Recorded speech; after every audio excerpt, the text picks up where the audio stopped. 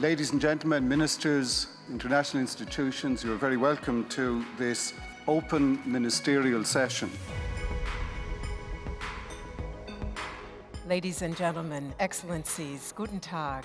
I have a wonderful panel this morning. We are dealing, as you know, with climate change adaptation and extreme events. What we're going to talk about are the people who will shape and make the future of transportation. Transport has been changing the world for many centuries by being able to combine innovative and efficient patterns, technologies coming from very different areas.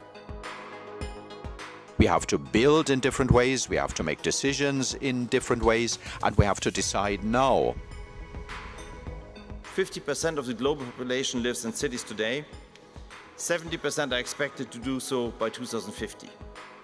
You know these figures, and all these cities are facing the challenge of getting more and more people into town in the morning and out of it in the evening. In certain respects, in the areas under the administration of this body, the International Transport Forum, one has a model of an efficient global infrastructure. The mega trends in society to do with mobility and transport have a particular impact. Climate change, demographic change, digitalization, all that is reflected in mobility. Today, the key technology are electrification and intelligence. Data analytics, the use of big data, is very important in how we shape the implementation of our transport policies in Singapore. Technology is continuously progressing. What is maybe not progressing enough are the political decisions to bring these technologies on the market.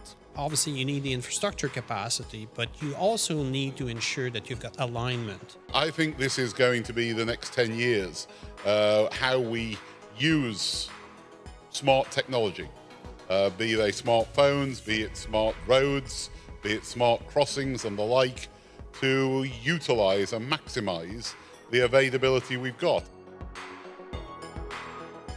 Collaboration appears to be a precondition for doing anything, for any kind of efficient adaptation to climate change. I believe that the private sector, as well as the specific governmental organization, should cooperate to demonstrate that the issue is not unsolvable. The Volvo Group's vision is to become the world leader in sustainable transport solutions. And that means that we look at sustainability not only from an environmental point of view, but also from an economic and social sustainability point of view.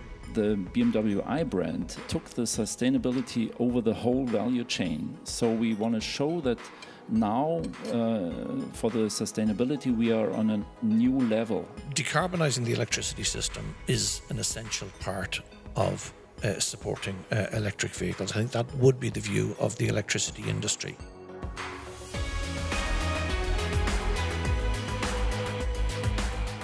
We have to maintain infrastructure, have to expand infrastructure, and we have to interconnect infrastructure. As global traders, not only do we reap the economic advantages of international trade, we have to always be aware and responsive to global change. The central government is trying to put all the transporting system into one ministry.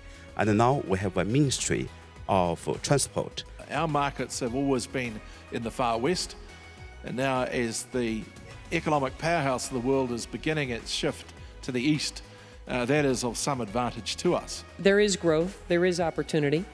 We continue to see a tremendous amount of opportunity around the world. Transport will become a development tool, a tool for strategic development, that is. We have to upgrade our labor force capacity in order to match to the skill that needed for the more modern logistic situations. 50% of the transportation workforce in the U.S. will be eligible to retire in the next 10 years. This is what the ITF is all about. Putting up the structure, bringing in some key actors as catalysts, and then bridging this message so that it can come to the governments. And this is part of our whole endeavor, and the summit is the flagship of that process.